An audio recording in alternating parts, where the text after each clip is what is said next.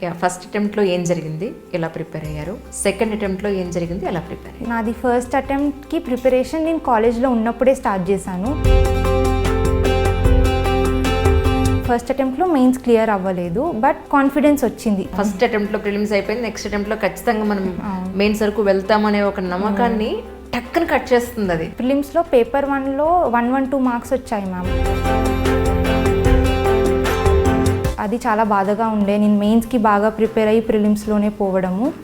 Self preparation అంటే ఎక్కడి నుంచి మొదలు పెట్టారు, ఎలా మొదలు పెట్టారు? సో నేను ప్రిపరేషన్ స్టార్ట్ చేసే ముందే చాలా రీసెర్చ్ చేశాను. ఏం ప్రాబ్లమ్స్ వస్తాయి, ప్రోస్ ఏంటి, కాన్స్ ఏంటి, ఏం ఛాలెంజెస్ ఫేస్ చేస్తాము.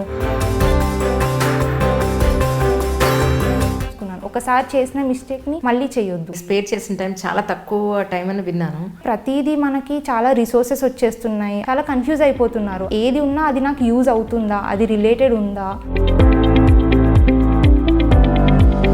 ఎన్నిసార్లు ప్రాక్టీస్ చేశారు ఈ టైంలో ఖచ్చితంగా పేపర్ కంప్లీట్ అవ్వాలి అని? నేను ఆస్పిరెంట్స్కి ఏం చెప్పాలనుకుంటున్నా అంటే, మనం ఎన్ని టెస్ట్స్ ఇచ్చామనేది ఇంపార్టెంట్ కాదు. 2 hours ఒక టెస్ట్ ఇస్తే ఆ టెస్ట్ని తీసుకొని ఏవేవి రాంగ్ అయితే ఎందుకు రాంగ్ అయ్యాయి. బట్ ఎస్పెషలీ ఫస్ట్ అటెంప్ట్కి it's important to go and give in the offline centre. ఇంటర్వ్యూకి ఎక్కడ గైడెన్స్ తీసుకున్నారు? వాట్సాప్ గ్రూప్స్లో ఒక టాపర్ అన్లాక్ గురించి చెప్పారు మ్యామ్. 1 hour ఇంటర్వ్యూయే తీసుకొని 30 minutes ఫీడ్బ్యాక్ ఇచ్చారు. చాలా కాన్ఫిడెన్స్ ఇచ్చింది అది. మెయిన్స్కి ప్రిపేర్ అయ్యే ఆస్పిరెంట్స్ చాలా మంది ఉన్నారు. సో వాళ్ళకి కొన్ని డూస్ అండ్ డోంట్స్ అండి. హోల్ ప్రిపరేషన్లో ప్రిలిమ్స్ టు మెయిన్స్ మధ్యలో ఉన్నంత ఇంపార్టెంట్ టైం ఇంకా అసలు ఎప్పుడూ దొరకదు. ఫిజికల్గా కూడా 6 hours కూర్చొని రాయడం అనేది చాలా ప్రాక్టీస్ చేయాలి. యూపీఎస్సీ వాళ్ళని ఇంటర్వ్యూ చేసి వాళ్ళని ఎక్కడో గొప్పగా చూపిస్తున్నారు. యూపీఎస్సీ గొప్పతనం ఏముందండి అని అడిగారు. సో మీ ఉద్దేశ ప్రకారం యూపీఎస్సీ గొప్పతనం అంటే ఏం చెప్తారు? యూపీఎస్సీని ప్రాబబ్లీ మనం ఇంత గ్లోరిఫై చేసేది ఈ కాంపిటీషన్ వల్లనే అనుకుంటా అండి. బికాజ్ ల్యాక్స్ రాస్తారు, 100s వస్తారు. ఇప్పటివరకు ఇది జస్ట్ మా పర్సనల్ అచీవ్మెంటే. టు బి ఆనెస్ట్ మేము ఇంకా సొసైటీకి అసలు ఏం చేయలేదు. ఏదో సెలబ్రిటీస్ లాగా. నేషన్కి అందరు అవసరం కదా అండి.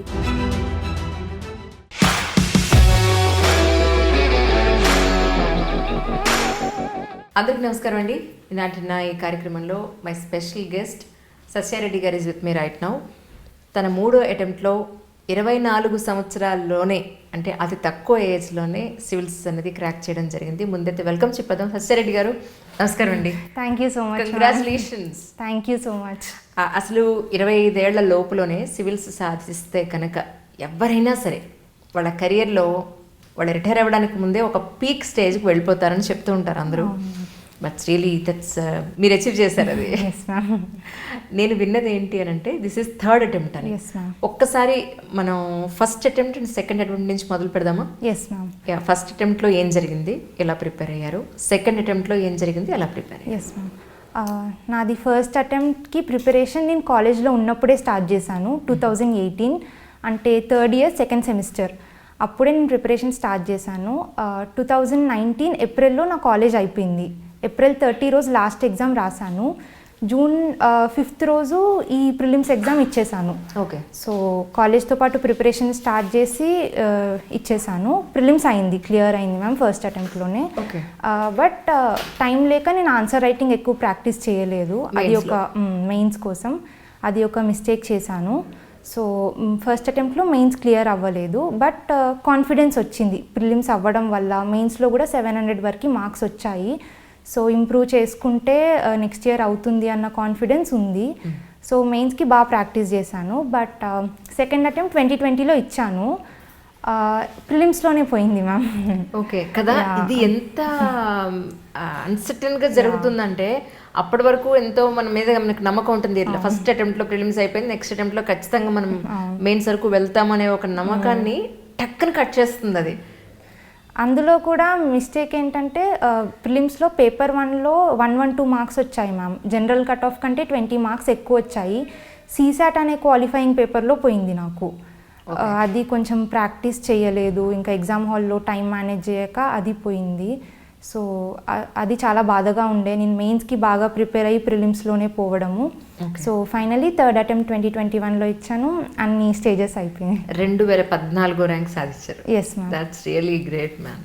అసలు సెల్ఫ్ ప్రిపరేషనే మీరు ఎక్కువగా చేస్తారని చెప్పి విన్నాను. ఒక్కసారి సెల్ఫ్ ప్రిపరేషన్ అంటే ఎక్కడి నుంచి మొదలు పెట్టారు, ఎలా మొదలు పెట్టారు?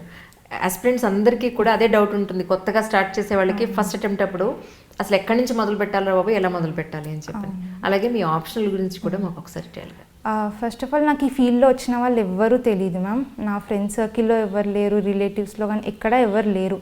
నాకు ఇటువైపు న్యాచురల్ ఇంక్లినేషన్ ఉండే చిన్నప్పటి నుంచి. న్యూస్ కానీ మా మమ్మీ న్యూస్ పేపర్ వేయించేది, సో అట్లా న్యాచురల్ ఇంక్లినేషన్ ఉంది.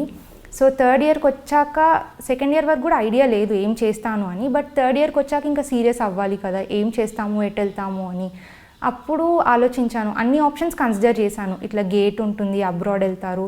నాకు అటు సైడ్ అంత ఇంట్రెస్ట్ రాలేదు. ఈ సివిల్ సర్వీసెస్ అనేది సరే సిలబస్ మంచిగా, జనరల్ స్టడీసే కదా, మంచిగా అనిపించింది అని ఇంకా సిలబస్ డౌన్లోడ్ చేసుకున్నాను. ఇంకా మొత్తం ఇంటర్నెటే మ్యామ్. అసలు ఇంటర్నెట్లో ఫుల్ రీసెర్చ్ చేశాను. మీ వీడియోస్ చాలా చూశాను.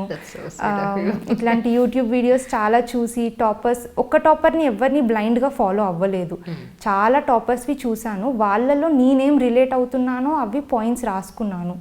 సో నేను ప్రిపరేషన్ స్టార్ట్ చేసే ముందే చాలా రీసెర్చ్ చేశాను. ఏం ప్రాబ్లమ్స్ వస్తాయి, ప్రోస్ ఏంటి, కాన్స్ ఏంటి, ఏం ఛాలెంజెస్ ఫేస్ చేస్తాము, ఎలా వెళ్ళాలి అని చాలా టాపర్ టాక్స్ చూసి ఒక ప్లాన్ అంటూ వేసుకొని ఇంకా స్టార్ట్ చేశాను మ్యామ్. కానీ ఇప్పుడు మీ చదివినప్పుడు మీకు ఎవరు అడ్వైస్ చేసేవాళ్ళు లేరు, ఒక మెంటరింగ్ అది అప్పుడు లేదు, ఎవరైనా ఉంటే బాగుందని అనిపించింది. కానీ ఇప్పుడు మీరు చాలామంది జూనియర్స్కి మీరు చాలా బాగా ఎక్స్ప్లెయిన్ చేస్తున్నారు, వాళ్ళు మెంటరింగ్ చేస్తున్నారు అని చెప్పని విన్నాను. నిజమా? Yes ma'am. అంటే బికాజ్ ఒక నేషనల్ లెవెల్, స్టేట్ లెవెల్లో చాలామంది ఉన్నారు, బట్ మా కాలేజ్ వాళ్ళు చాలామంది ప్రిపేర్ అవుతున్నారు. సో నాతో రిలేట్ అయ్యి నాకు చాలామంది ఎలా అయినా ఈమెయిల్ ఐడి కానీ ఏదో ఒక సోషల్ మీడియా ఐడి తీసుకొని నాతో రిలేట్ అయ్యి నాకు మెసేజ్ చేస్తున్నారు. సో ఇంకా తర్వాత ఎలాగో బిజీ ఉంటాం కాబట్టి ఇప్పుడు టైం ఉంటుంది అని ఇప్పుడు అందరికీ టైం ఇచ్చి ప్రతి ఒక్కరికి రిప్లై ఇస్తున్నాను.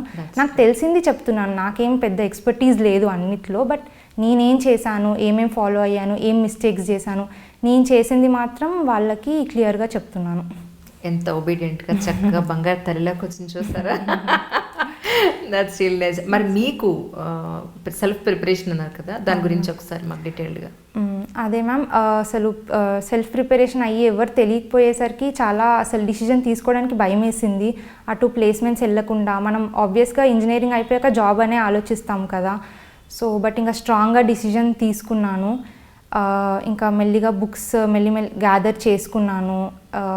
ఇంకా అన్ని బుక్ లిస్ట్, మీలాంటి వీడియోస్లోనే టాపర్స్ చాలామంది బుక్ లిస్ట్ చెప్పారు కదా, అవే బుక్ లిస్ట్ నోట్ డౌన్ చేసుకొని బుక్ లిస్ట్ తెచ్చుకున్నాను. ముందు నుంచి ఒకటే, చాలా తక్కువ సోర్సెస్ ఫాలో అవుదాము, అవే వాటిని బాగా చదువుదాము, ఇంకా ప్రాక్టీస్ టెస్ట్ చేద్దాము, ఆ ప్లాన్ పెట్టుకొనే చేశాను మ్యామ్. మధ్యలో ఏమైనా మిస్టేక్స్ అయినాయి కూడా ఇంకా అవి చూసి నేర్చుకొని రిపీట్ అవ్వకుండా చూసుకున్నాను. ఒకసారి చేసిన మిస్టేక్ని మళ్ళీ చేయొద్దు. Right, okay. కొత్త మిస్టేక్స్ చేయాలి అంతే మ్యామ్. ముందు ఎంత మిస్టేక్స్ చేస్తే యాక్చువల్ ఎగ్జామ్లో అంత చేయకుండా ఉంటాం. రైట్.